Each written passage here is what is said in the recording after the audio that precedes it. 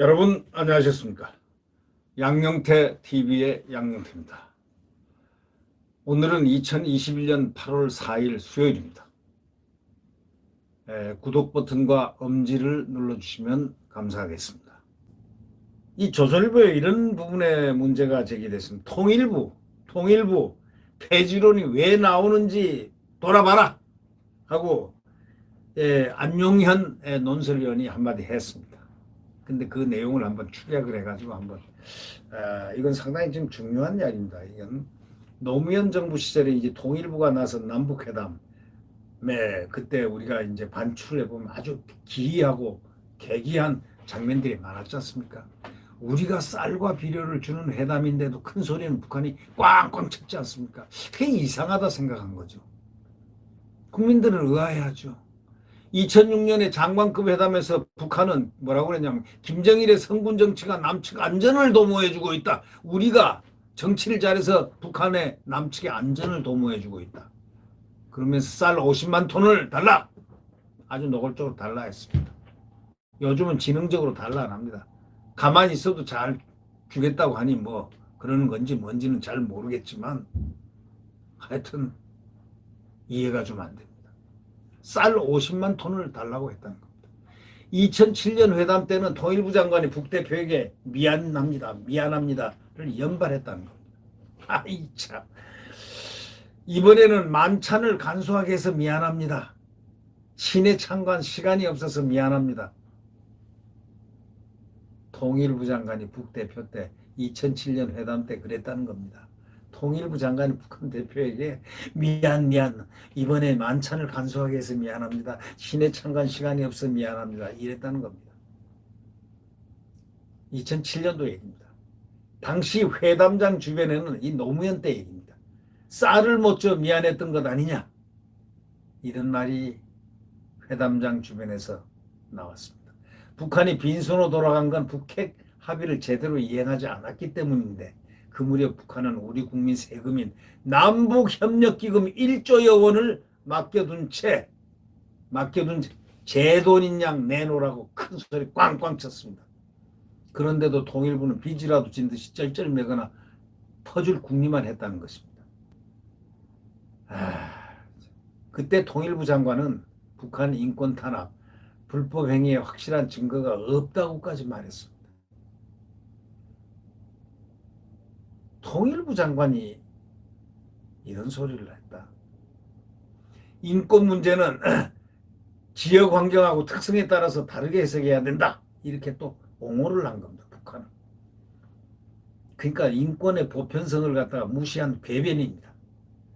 북한 기술로 국군 6명이 전사한 제2연평해전에 대해서는 방법론에서 우리가 반성해 볼 과제다. 이런 말까지 했다는 겁니다. 이 통일부 장관이라는 자가 이거는 언제 통일부 장관이냐? 2008년 7년 통일부 장관인데 이게 노무현 때다 이겁니다. 북한 기습으로 국군 6명이 전사까지 했는데도 아무 말도 못하는.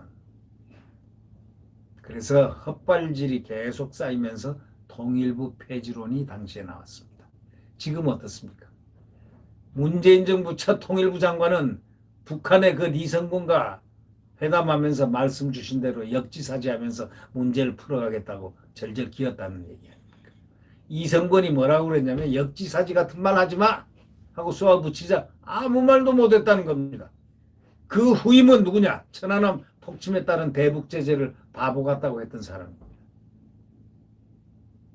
천안함 폭침에 따른 대북 제재를 해야 되는데 그 제재를 바보 같다고 했던 사람이라. 그가 북이 금강산에 우리 국민 재산을 철거하겠다고 하자 북한의 다른 개발 사업에 돈을 대주겠다는 제안까지 했습니다.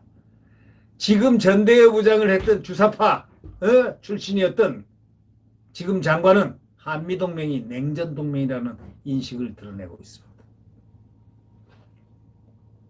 한미동맹을 냉전 유물이라고 비난하는 것은 주한미군 철수를 원하는 북한이나 중국이 할 소리들이고 그런 세력들이 그렇게 얘기를 하는 겁니다. 그런데 이인영은 김정은이 핵보유국을 다시 강조하자 폭탄이 떨어져도 평화 외치자 이렇게 얘기했다는 겁니다.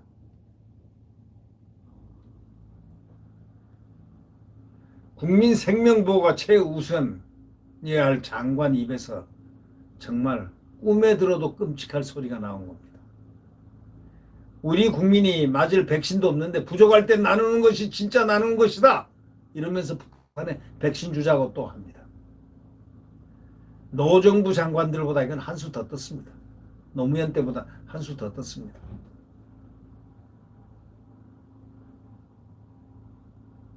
지금 통일부는요, 김여정이가 대북전단을 금지하는 법이라도 만들라 하자 그냥 4시간여 만에 준비 중입니다 하고 예스를 하고 대답한 거하고 똑같은 모습을 갖췄다는 것. 또 통일교육 교재를 발간하면서 북한 도발과 인권 관련 내용을 대폭 삭제해버렸습니다. 공개처형, 정치범 수용소, 독재 이런 북한이 싫어하는 말들 대부분 알아서 빼버렸습니다. 북한 인권재단 사무실 문도 닫았습니다.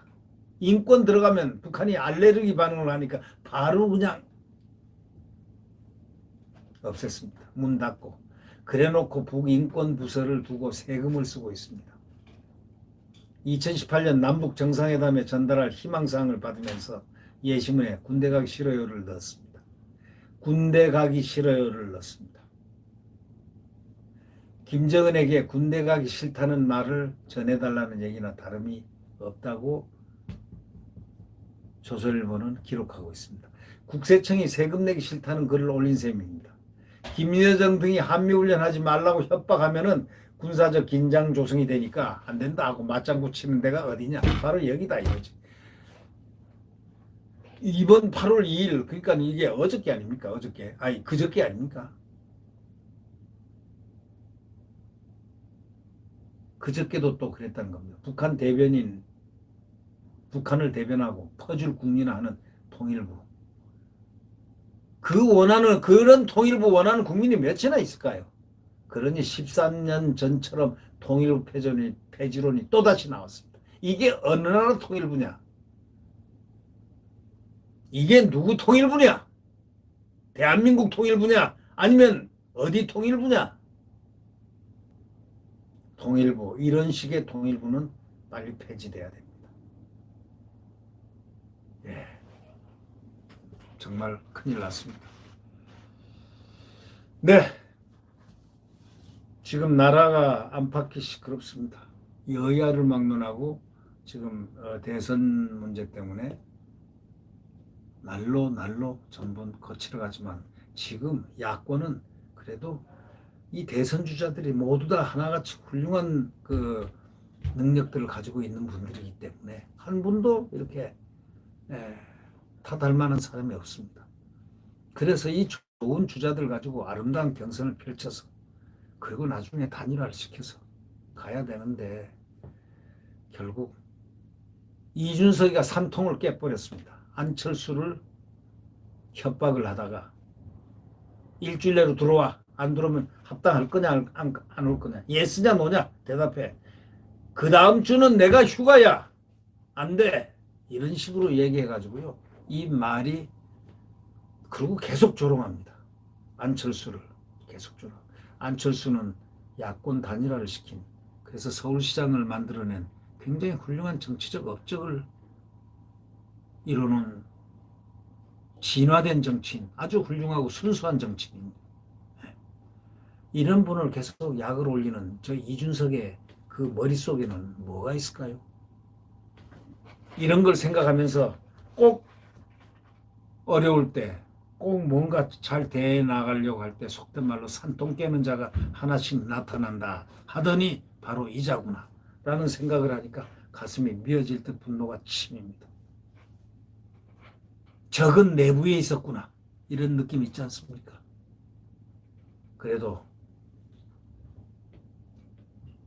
그래서 최고위원들이 나서서 최고위에서 모든 것을 다 집행하는 이 대선을 이준석에게 맡겨서는 안 된다는 얘기가 나오는 것입니다. 네, 내일 대한민국의 자유민주주의와 시장경제가 활성되고 또 한미동맹이 굳건한 그 안보 위에서 우리 대한민국이 과거와 같은 영광을 향해서 달려가는 이러한 태양이 대한민국의 태양이 내일 새벽 분명히 다시 떠오를 걸로 확실합니다. 여러분 안녕히 계십시오.